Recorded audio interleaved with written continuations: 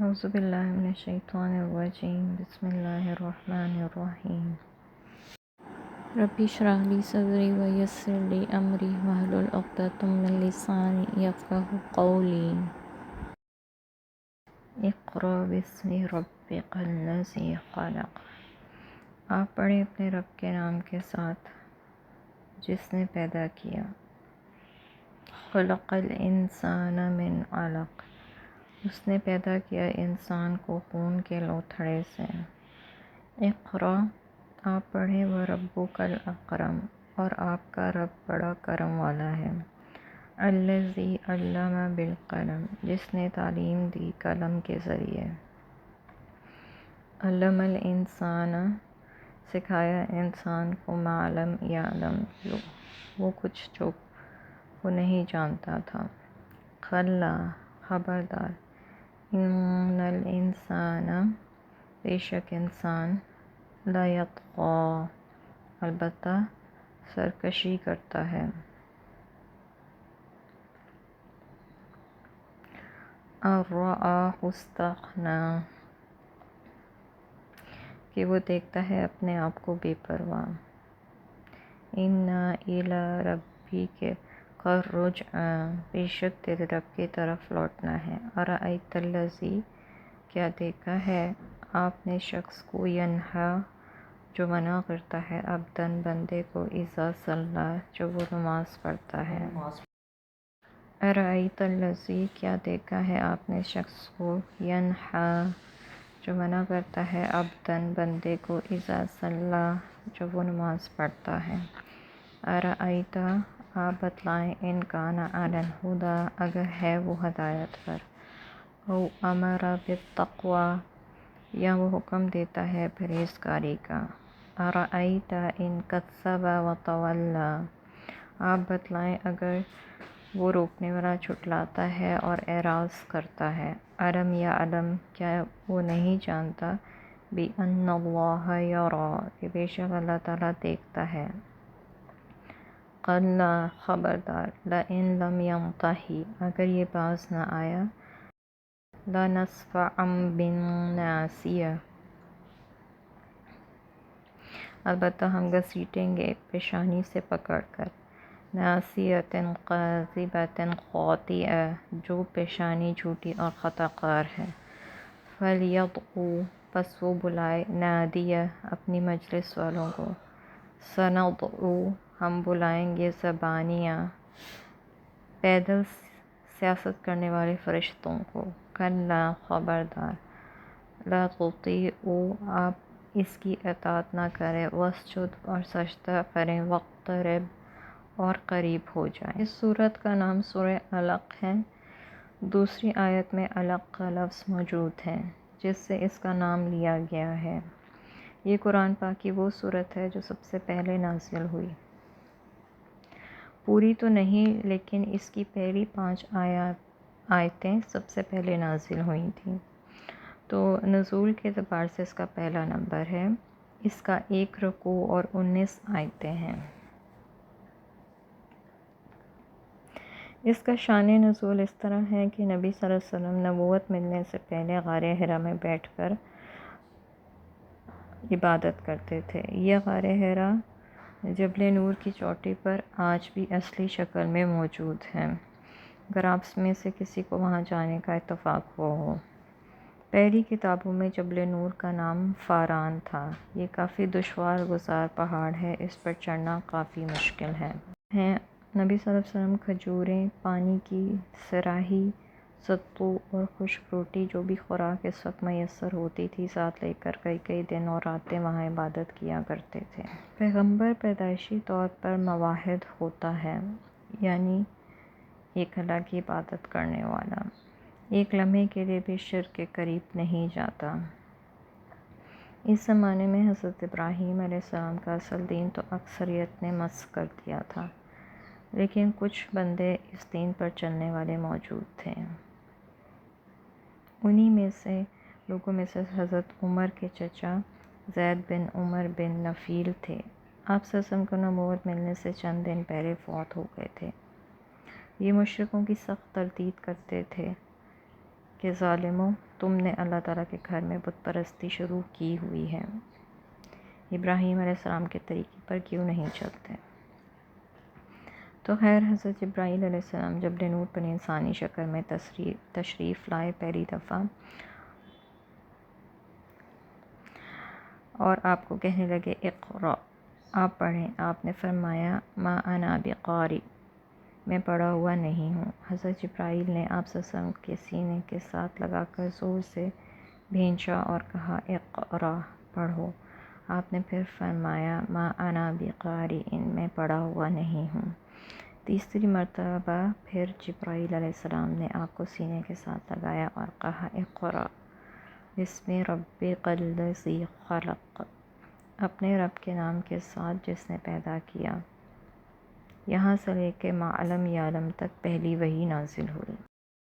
جس وقت یہ پہلی وحی نازل ہوئی، اس وقت آپ صلی اللہ علیہ وسلم حضرت خدیجہ الکبریٰ کے ساتھ نکاح کو 15 سال ہو چکے تھے، اور حضرت زینب، حضرت رقیہ، حضرت کلثوم اور حضرت قاسم سب پیدا ہو چکے تھے۔ حضرت فاطمہ نبوت والے سال پیدا ہوئیں۔ آپ صلی اللہ علیہ وسلم جس وقت گھر تشریف لائے تو بڑے گھبرائے ہوئے تھے، اور فرمایا زملونی زملونی، مجھے کمبل اڑا دو، مجھے کمبل اڑا دو۔ آپ صلی اللہ علیہ وسلم کو کمبل اڑایا گیا۔ فرمایا مجھے یوں محسوس ہوتا ہے کہ میری جان نکل جائے گی۔ حضرت خدیجہ بڑے حوصلے والی بیوی تھیں، کہنے لگے اللہ تعالیٰ آپ کو ضائع نہیں کرے گا، اس لیے کہ آپ سچ بولتے ہیں، غریبوں کی ہمدردی کرتے ہیں، غریبوں کا بوجھ اٹھاتے ہیں، مہمان نوازی کرتے ہیں، اچھے کام کرتے ہیں، اللہ تعالیٰ آپ کو ضائع نہیں کرے گا۔ حضرت خدیجہ کا چچا زاد بھائی ورقہ بن نوفل تھا، پہلے مشرک تھا پھر عیسائی ہو گیا، لوگوں کو انجیل عربی اور عبرانی زبان میں لکھ کر دیتے تھے۔ اس وقت وہ نابینا ہو چکے تھے۔ حضرت خدیجہ ان کے پاس لے گئیں اور کہا کہ اپنے بھتیجے سے سنو، یہ کیا سناتے ہیں؟ آپ نے فرمایا کہ میں جبل نور کی چوٹی پر غار حرا میں تھا، میرے پاس ایک فرشتہ آیا، اس نے کہا اقرأ، پڑھو۔ میں نے کہا میں نہیں پڑھا ہوا نہیں ہوں۔ مجھے سینے کے ساتھ لگا کر زور سے بھینچا اور کہا پڑھو۔ میں نے کہا میں پڑھا ہوا نہیں ہوں۔ 3 دفعہ اس نے مجھے سینے کے ساتھ لگا کر دبایا۔ ورقہ بن نوفل نے کہا کہ یہ ذالک ناموس الذی، یہ وہ فرشتہ ہے جو موسیٰ علیہ السلام پر نازل ہوا تھا۔ کاش میں اس وقت تک زندہ رہوں جس وقت لوگ آپ کو یہاں سے نکال دیں گے تو میں آپ کی مدد کروں۔ بخاری شریف کی روایت ہے، آپ صلی اللہ علیہ وسلم نے فرمایا کیا مجھے لوگ یہاں سے نکال دیں گے؟ اس نے کہا ہاں۔ جو بات آپ صلی اللہ علیہ وسلم نے ان سے کہی ہے وہ جس پیغمبر نے بھی کہی، اس پر سختی آئی، بعض کو قتل کیا گیا اور بعض کو نکالا گیا۔ ورقہ بن نوفل نے آپ صلی اللہ علیہ وسلم کی تصدیق بھی کی تھی کہ آپ صلی اللہ علیہ وسلم سچے پیغمبر ہیں۔ اگر میں اس وقت تک زندہ رہا جب لوگ آپ کو یہاں سے نکالیں گے تو میں پوری قوت کے ساتھ آپ کی مدد کروں گا۔ سب سے پہلے نبی صلی اللہ علیہ وسلم پہ حضرت خدیجہ ایمان لائیں تھیں، اور مردوں میں سب سے پہلے حضرت ابوبکر صدیق، اور غلاموں میں سب سے پہلے حضرت زید بن حارثہ، اور بچوں میں سب سے پہلے حضرت علی مسلمان ہوئے۔ تو اس موقع پر یہ 5 آیتیں نازل ہوئیں۔ اپنے رب کے نام کے ساتھ پڑھو جس نے پیدا کیا، خلق الانسان من علق، اس نے پیدا کیا انسان کو لوتھڑے سے۔ مینی کے قطرے کو اللہ تعالیٰ اپنی قدرت کاملہ سے خون کا لوتھڑا بنا دیتا ہے، پھر وہ سخت ہو کے بوٹی بن جاتا ہے، پھر اللہ کی قدرت کاملہ سے انسانی ڈھانچہ تیار ہو جاتا ہے، ہاتھ پاؤں وغیرہ۔ پھر 4 ماہ بعد اللہ تعالیٰ اس کے بدن میں روح پھونک دیتے ہیں۔ 5 ماہ بعد بچہ بغیر سانس لیے ماں کے پیٹ میں پرورش پاتا ہے، مرتا نہیں۔ اللہ تعالیٰ کی قدرت سے کم و بیش 5 ماہ تک ماں کے پیٹ میں زندہ رہتا ہے، جہاں ہوا کا کوئی راستہ نہیں۔ فرمایا اقرأ وربک الاکرم، آپ پڑھیں اور آپ کا رب بڑے کرم والا ہے۔ الذی علم بالقلم، جس نے تعلیم دی قلم کے ذریعے۔ قلم کے ذریعے نشر و اشاعت ہوتی ہے اور علم پھیلتا ہے۔ علم الانسان ما لم یعلم، سکھایا انسان کو وہ کچھ جو وہ نہیں جانتا تھا، ان چیزوں کی تعلیم دی جن کا اس کو علم ہی نہیں تھا۔ جس وقت نبی صلی اللہ علیہ وسلم نے نبوت کا دعویٰ کیا، اظہار نبوت کیا، تو سب سے پہلے ابو جہل مقابلے میں آیا۔ یہ بڑا اکھڑ مزاج اور ضدی آدمی تھا۔ یہ مکہ کا ابو الحکم یعنی چیف جسٹس تھا۔ اس نے سمجھا کہ لوگ اس کے ساتھ ہو گئے تو میری سرداری خطرے میں پڑ جائے گی، تو مخالفت شروع کر دی۔ قَلَّا إِنَّ الْإِنسَانَ لَيَطْغَىٰ، میں نے انسان سے مراد ابو جہل ہے۔ اللہ تعالیٰ فرماتے ہیں قَلَّا، خبردار، إِنَّ الْإِنسَانَ، بے شک انسان، لَيَطْغَىٰ، البتہ سرکشی کرتا ہے، نافرمانی پر تلا ہوا ہے۔ کیوں؟ أَن رَآهُ اسْتَغْنَىٰ، کہ وہ اپنے آپ کو مستغنی سمجھتا ہے، بے پرواہ دیکھتا ہے کہ اپنے آپ کو مالی اعتبار سے، کیونکہ وہ مکہ مکرمہ میں دوسرے نمبر کا مالدار آدمی تھا۔ پہلے نمبر پہ ولید بن مغیرہ تھا، جو بہت مشہور صحابی حضرت خالد بن ولید کا باپ تھا۔ مکہ میں اس سے بڑا کوئی مالدار نہیں تھا۔ فرمایا اے انسان، اِنَّ إِلَىٰ رَبِّكَ الرُّجْعَىٰ، بے شک تیرے رب کی طرف لوٹنا ہے، قیامت کو نہ بھولنا، اللہ کے سامنے پیش ہونا ہے۔ دنیا میں کتنی دیر تک زندہ رہو گے، کتنا کھا لو گے، کتنا استعمال کر لو گے، کتنا عرصہ سرکشی اور نافرمانی کرو گے۔ ایک دن تو رب کے پاس جانا ہے اور نتیجہ بھگتنا ہے۔ یقین جانیے جس آدمی کا یہ پختہ عقیدہ ہو کہ رب کے پاس جانا ہے اور مجھ سے پوچھ گچھ ہوگی، اول تو وہ گناہ ہی نہیں کرے گا۔ اگر بشریت، کیونکہ وہ انسان ہے، بشر ہے، اگر اس سے گناہ ہو گیا تو فوراً توبہ کر لے گا، اس پر اصرار نہیں کرے گا۔ اور وہ آدمی جو موت، قبر، آخرت سے بے پرواہ ہے، اس کی زندگی حیوانوں والی ہے، جو چاہے کرتا پھرے، آخرت میں رسوا ہی ہوگا۔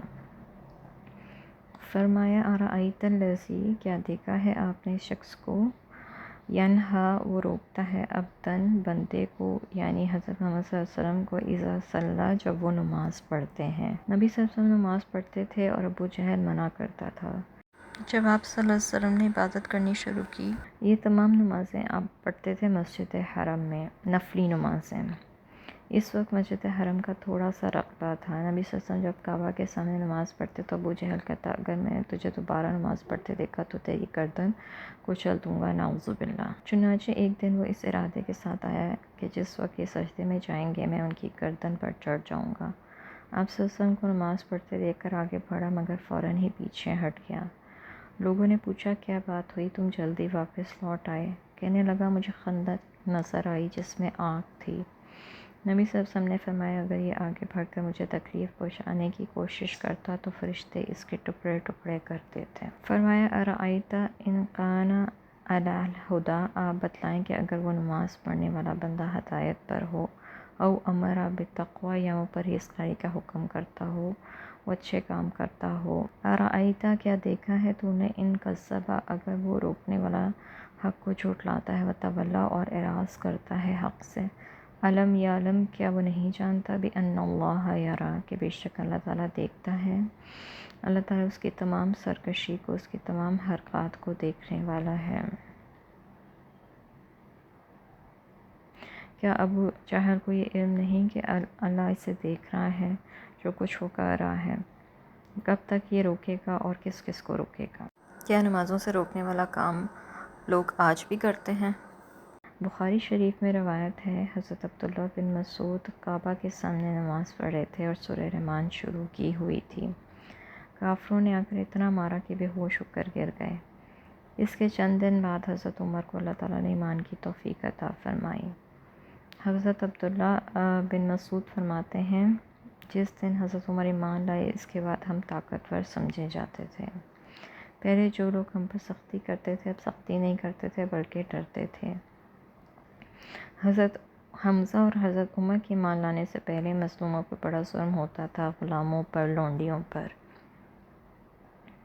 فرمایا قَلَّ لَئِن لَّمْ يَنْتَهِ، خبردار البتہ اگر وہ روکنے والا باز نہ آیا، لَنَصْفَعًا، البتہ ہم گھسیٹیں گے، بالناصیہ، پیشانی سے پکڑ کر، یعنی پیشانی کے بالوں کو پکڑ کر، ناصیۃ قاذبۃ خاطئہ، جو پیشانی جھوٹی اور خطا کار ہے، یعنی ہمارے فرشتے آئیں گے اور بالوں سے پکڑ کر اسے کھینچیں گے۔ یہ کون ہوتا ہے ہمارے بندوں کو نماز سے روکنے والا؟ ابو جہل یہ بھی کہتا تھا کہ میری مجلس تو آدمیوں سے بھری ہوتی ہے، تیرے ساتھ کتنے آدمی ہیں؟ اکثر دیکھا گیا ہے کہ دین والے کم ہی ہوتے ہیں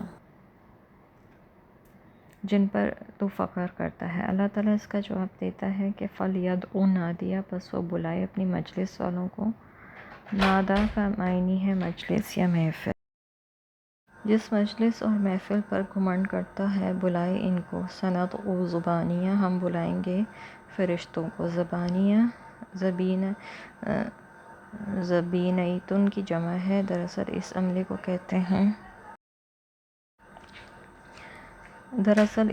کو کہتے ہیں جو سختی کے ساتھ مجرم سے جرم کا اقرار کرائے، جیسے پولیس والے مار مار کر جرم کا اقرار کرواتے ہیں۔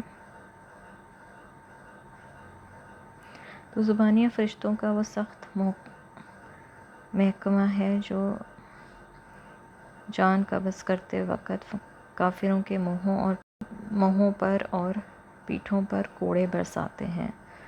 وہ مرنے والا ہی جانتا ہے، دوسرا کسی کو علم نہیں ہوتا اس کا۔ تو فرمایا کہ ہم بلائیں گے اپنی پٹائی کرنے والے جتھے کو۔ کلا، خبردار، لا تطیعہ واسجد واقترب، آپ اس کافر کی اطاعت نہ کریں، نماز سے نہ رکیں، جتنا آپ کا جی چاہتا ہے ڈٹ کر نماز پڑھیں۔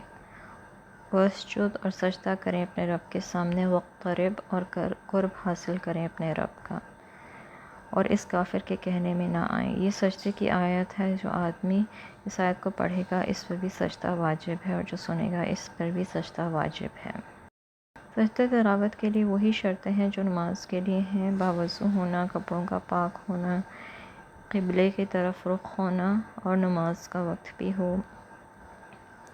سورج کے طلوع ہونے کے وقت اور غروب ہونے کے وقت اور زوال کے وقت سجدہ نہیں کر سکتے۔ ان 3 وقتوں کے سوا جس وقت چاہے کر سکتے ہیں۔ کیونکہ سجدہ تلاوت واجب ہے، عصر کی نماز کے بعد بھی سجدہ تلاوت کر سکتے ہیں، فجر کی نماز کے بعد بھی کر سکتے ہیں۔ فجر اور عصر کی نماز کے بعد نفلی نماز نہیں پڑھ سکتے۔ نماز جنازہ پڑھ سکتے ہیں، البتہ قضا نماز پڑھ سکتے ہیں۔